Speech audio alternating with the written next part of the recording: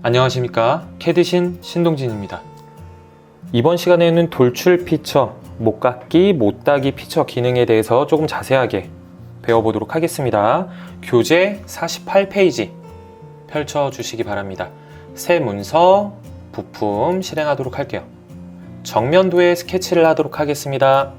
사각형을 그리도록 할게요. 원점을 이용을 해서 가로 15, 교재에 있는 그대로 똑같이 진행을 하도록 할게요. 10, 다음 돌출. 스케치로부터 항상 수직 방향, 직각 방향으로 돌출이 된다고 했었죠. 프로파일은 이 닫혀져 있는 스케치의 영역을 말합니다. 그 다음 거리값, 이 거리값에 따라서 이 돌출이 되는 그 거리가 달라지게 돼요. 이 화살표를 드래그를 하셔도 돼요. 근데 정확한 거리값을 입력을 할 수가 없겠죠. 네. 그래서 10 정도로 입력을 하겠습니다. 그 다음 화살표를 눌러보도록 할게요. 화살표를 눌러보면 이 돌출의 방향을 선택을 할 수가 있고, 방향을 잘 보시면 우리가 처음에 작성을 했던 스케치, 처음에 선택을 했던 정면도의 작업 평면을 기준으로 이 방향이 결정이 되게 돼요. 세 번째를 누르게 되면 양쪽 방향으로 돌출이 되기 때문에 작업 평면, 정면도는 이 가운데에 존재를 하게 되겠죠. 네 번째는 양쪽 방향으로 각각 이 거리값을 다르게 지정을 해서 돌출을 할 수도 있습니다. 앞쪽 방향으로 돌출을 할 건데 여기에 출력 옵션이 두 가지가 있어요. 첫 번째, 솔리드, 속이 꽉 찬 형태의 입체적인 형상을 만드는 기능이고, 두 번째, 곡면은 속이 텅텅 비어있는 곡면을 만드는 기능이에요. 그래서 이 교재에서는 이 곡면 모델링은 다루지는 않습니다. 이 곡면 모델링은 한 50시간 정도 학습을 하시고 그 후에 배우는 게 좋아요. 헷갈리기 때문에 좀 어려운 부분이에요. 그래서 무조건 그냥 솔리드 이것만 선택을 하시면 돼요. 확인 눌러보도록 하겠습니다. 확인, 입체적인 형상이 만들어졌어요. 왼쪽에 있는 작업 트리의 구성을 한번 보도록 하겠습니다. 그 다음 이 앞쪽 면의 스케치, 형상투영, 지난 시간에 형상투영에 대해서 배웠었죠. 형상투영으로 이 면을 선택을 합니다. 모든 모서리 선들을 투영을 시켰어요. 그 다음에 원을 그리도록 할게요. 원, 여기도 원. 치수를 기입을 하도록 할게요. 치수 5, 오른쪽은 10. 3D 모형에서 돌출 클릭. 아까 저희가 돌출 1을 생성을 했을 때에는 이 닫혀져 있는 영역이 자동으로 인식이 됐었습니다. 닫혀져 있는 영역이 한 개일 경우에는 자동적으로 인식이 돼요. 근데 지금 닫혀져 있는 영역이 몇 개 있는지 한번 확인을 해 보도록 하겠습니다. 지금 여기 한 개, 두 개, 세 개, 네 개, 5개죠. 정확하게 닫혀져 있는 영역이 5개예요. 영역이 2개 이상일 경우에는 인벤터는 그 영역을 인식을 하지 못해요. 인식을 못하기 때문에 이 영역을 프로파일이라고 합니다. 이 영역을 우리가 직접 인식을 시켜줘야 돼요. 그럼 마우스 커서가 빨간색으로 되어 있죠. 요소가 선택이 되지 않았다는 뜻이에요. 그리고 파란색 배경이라면 이 프로파일, 닫혀진 영역을 선택을 해주시면 돼요. 여기를 한번 클릭을 해보도록 하겠습니다. 클릭. 요소가 선택이 되었습니다. 프로파일, 영역을 여러 개를 선택을 할 수가 있어요. 이런 식으로. 영역을 해제를 하고 싶다. 컨트롤 키를 누른 상태에서 영역을 다시 선택을 해주시면 돼요.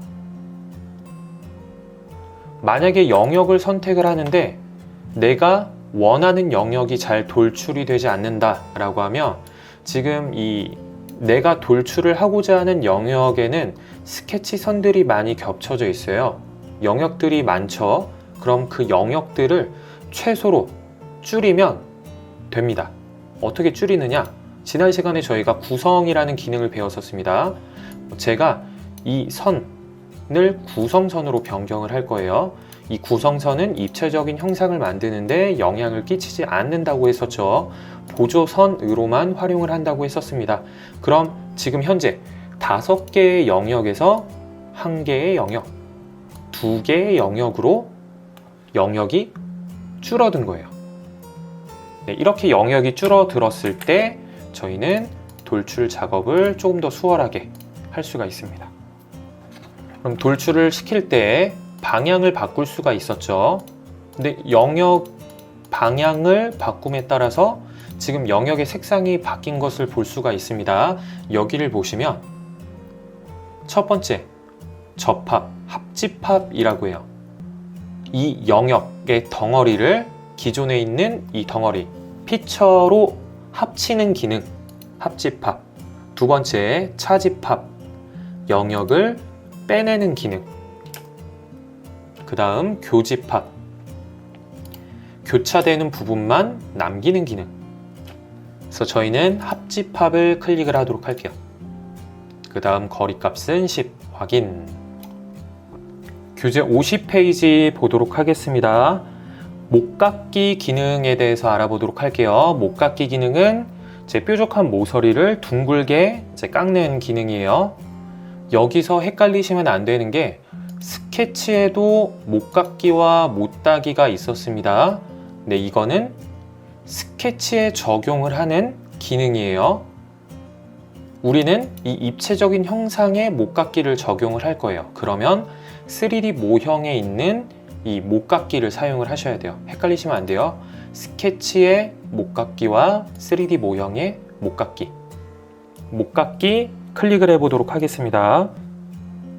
반지름 값을 입력을 해보도록 할게요. 반지름 값은 그냥 2.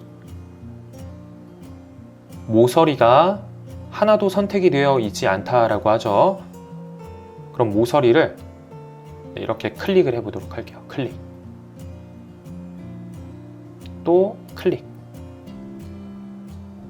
반복적으로 클릭, 클릭, 시프트 마우스 휠 드래그를 해서 여기도 클릭. 네, 이렇게 총 5곳의 모서리가 선택이 되었고 저는 목깎기가 너무 큰 것 같아서 반지름 값을 한 1로 줄여 보도록 할게요.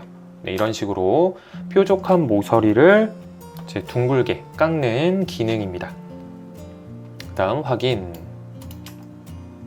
네, 컨트롤 Z 실행 취소를 눌러보도록 할게요. 다시 한 번 더 목깎기. 루프를 눌러보도록 할게요. 루프를 누르게 되면 이렇게 이어져 있는 모든 모서리는 한꺼번에 선택이 되는 기능이에요. 피처를 한번 선택을 해보도록 할게요. 피처는 이 하나의 덩어리에 있는 모든 모서리 선들이 한꺼번에 선택이 되는 그런 기능입니다. 취소. 다시 한 번 더 목깎기. 모서리 선을 선택을 할 때 이렇게 왼쪽에서 오른쪽으로 영역을 만들어서 선택을 할 수도 있습니다. 이렇게 영역을 만들어서 취소. 이번에는 못따기.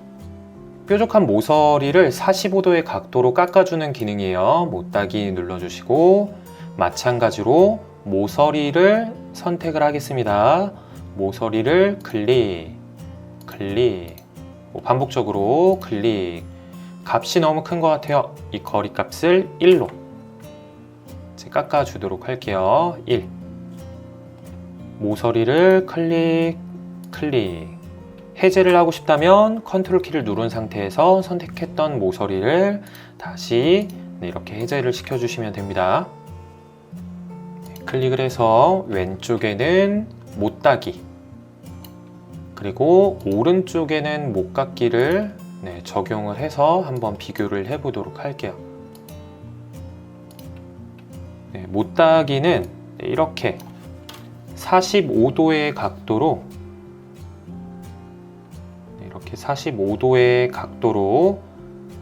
네, 깎아주는 기능이고, 목 깎기는 이렇게 반지름 아예 1을 갖는 제 원의 형태로 이 모서리를 이렇게 부드럽게 깎아주는 기능입니다. 왼쪽에 있는 작업 트리를 한번 보도록 할게요. 못 깎기, 못 따기 각각 피처의 형태로 나오게 되죠. 그래서 나는 이 못 따기를 지우고 싶다라고 하면 왼쪽에 있는 작업 트리에서 딜리트 키를 눌러서 못 깎기 또는 못 따기를 이렇게 지워주시면 돼요. 이상으로 강의 마치겠습니다. 수고하셨습니다.